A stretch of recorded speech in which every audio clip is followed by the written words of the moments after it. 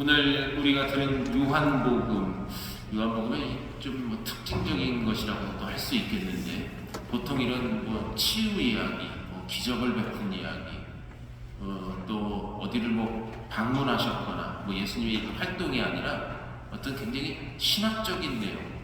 글쎄요, 오늘 내용이 좀 아주 더 쉽게 얘기하면 별로 재미가 없죠. 성서 말씀이. 오늘 같은 말씀은 증언한다, 증언 이런 얘기. 증언이라는 말이 오늘 12번이나 복음에 이 복음서에 이렇게 나왔다는 것이죠. 증언. 여러분,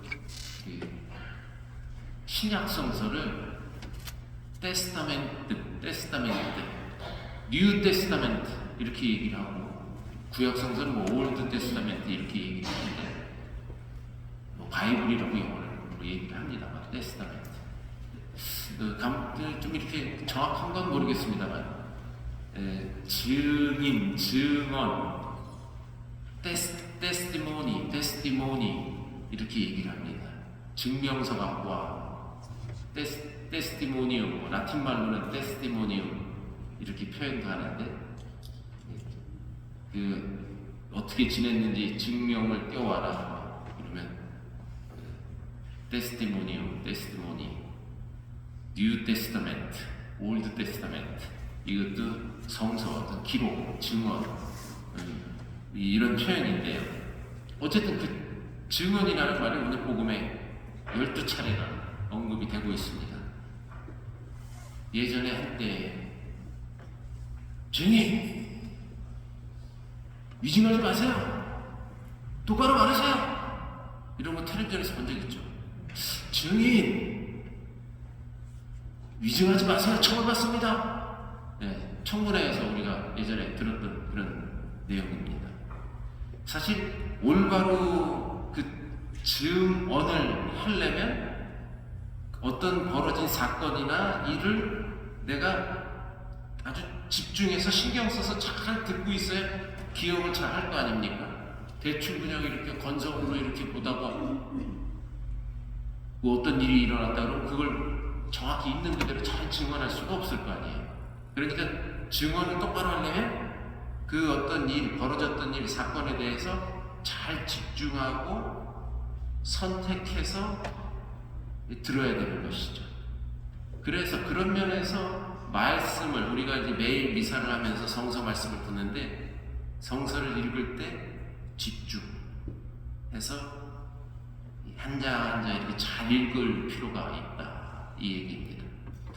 좀 더 이렇게 확대해서 얘기하면, 여러분이 매일 미사를 준비하실 때 독서 말씀, 복음 말씀을 읽을 거 아닙니까? 매일 미사책을 들고. 요즘은 또 매일 미사책을 안 가지고 전화기들, 이것도 좋아요. 이것도 전화기 안에 다 있어.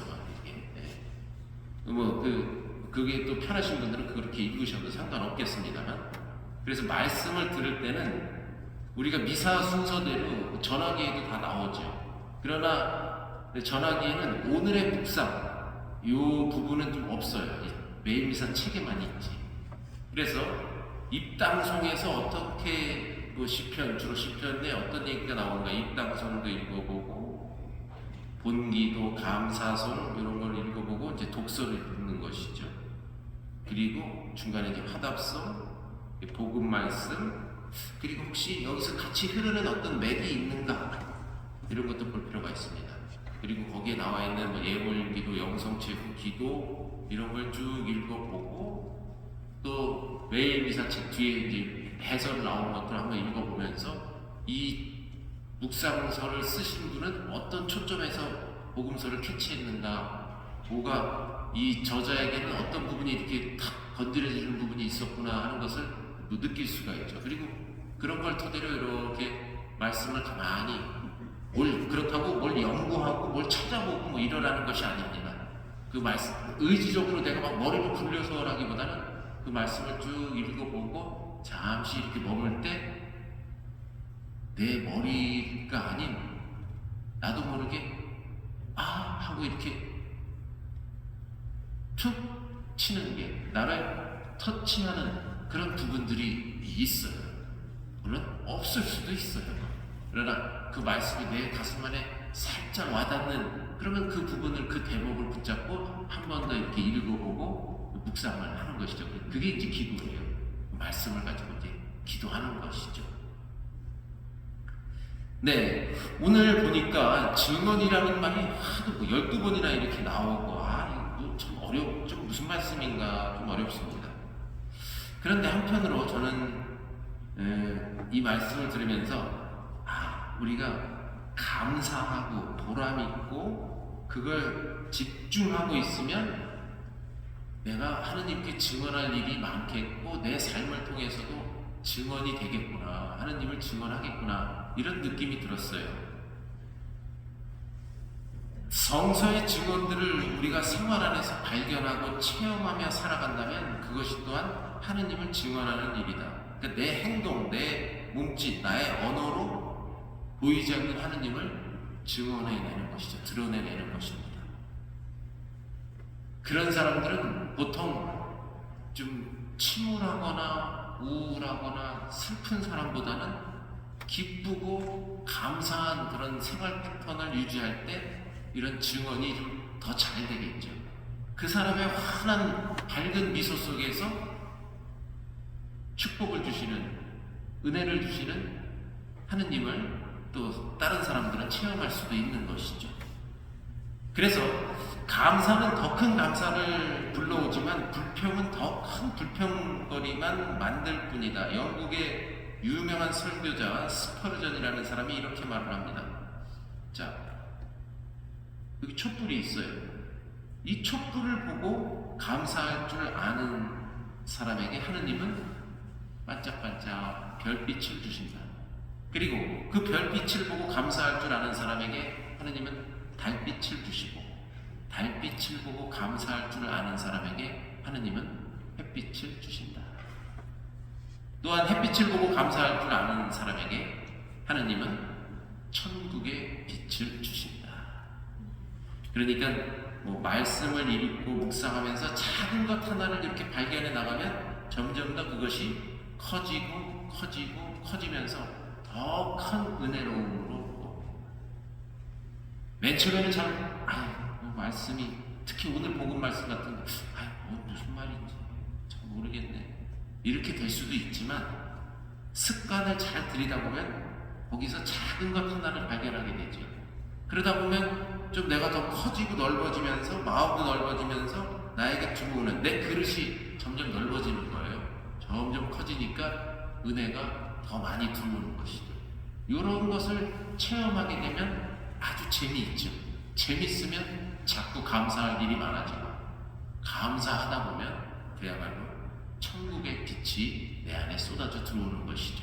그 천국의 빛을 머금고 살아가는 사람들을 보면 그 사람 생활 자체로 바로 하느님을 증언하는 그러한 일이 되는 것이죠. 유다 전통에서는 날마다 하느님께 100번 감사하기를 권합니다. 어떻게 100번 감사를 드릴 수 있나 의아할 수도 있지만, 감사를 훈련해온 사람이라면 주님께서 일상에서 수도 없이 베푸시는 그런 감사를, 은총을, 수도 없이 베푸시는 은총에 대해 무심히 지나가지 않고 많은 감사를 드리게 됩니다. 미국의 유명한 토크쇼 사회자, 예전에 좀, 요즘은 텔레비전에 잘 안 보이는 것 같은데, 오프라 윈프리라는 그 사회자가 있죠. 토크쇼 진행자. 근데 어느 여배우와 한 인터뷰가 이렇습니다. 이 여배우는 한 50이 다 됐는데 나이가 언뜻 보기에는 아주 20대처럼 아주 굉장히 젊어 보였다는 거예요. 그래서 이 오프라 윈프리가 그녀에게 어떻게 그렇게 젊음을 유지할 수 있냐, 어떻게 젊게 살 수가 있냐 하고 묻자 그녀는 하루를 마무리하면서 늘 10가지 정도의 감사할 것을 기억해 일기에 적는 것이 내가 젊게 사는 비결이다 라고 이렇게 대답을 했다는 것입니다. 그러면서 예를 든 게 이렇게 예를 들었어요. 예를 들면 낮에 마주쳤던 어린 소녀의 이 주근깨를 보고 귀엽다고 느꼈다면 그 느낌을 다시 떠올리며 하느님께 감사를 드린다는 것입니다. 남의 집 꼬맹이 딸 주근깨 난 게 뭐가 그렇게 감사할 일이에요. 그래도 그녀는 이렇게 지나가다가 뭐 그 꼬마 이렇게 보고 그렇게 귀엽게 느꼈나 보죠. 그러면서 자기는 우울하거나 삶이 힘겹다고 느낄 때면 지난날에 적어놓은 감사의 일장을 다시 한번 펼쳐보고 읽는다는 것입니다. 이게 아주 젊고 재미있게 사는 비결이라는 것이죠. 나를 황홀하게 하는 것은 내가 감사하기를 결심할 때마다 감사해야 할 새로운 것들을 매우 쉽게 발견한다는 사실입니다. 성서를 읽으면서 감동적이고 와닿는 부분이 자꾸 생기고 쉽게 나를 건드린다 이랬을 때 그 보람도 크겠죠.